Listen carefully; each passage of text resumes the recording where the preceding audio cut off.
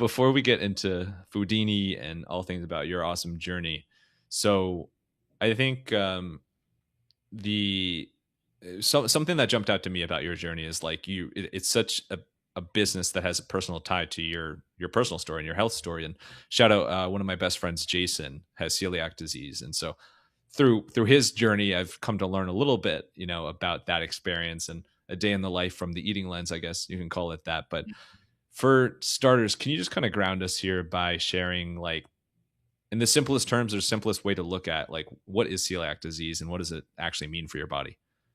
Yeah, it's celiac.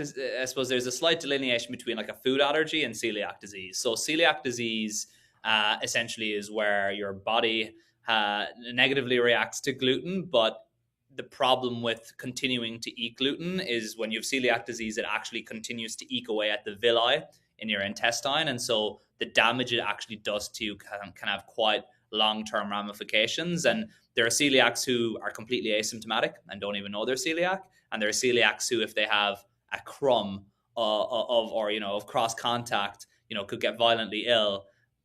But in both cases, the damage is being done to the gut regardless if you have celiac disease. So that's kind of how I would carve it out versus a food allergy, where it tends to be more just you get sick or / go into anaphylactics when you die, but the longer term ramifications are a bit different.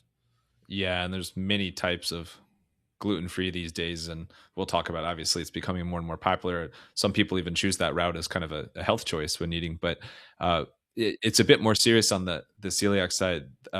You mentioned the term villi. What's villi?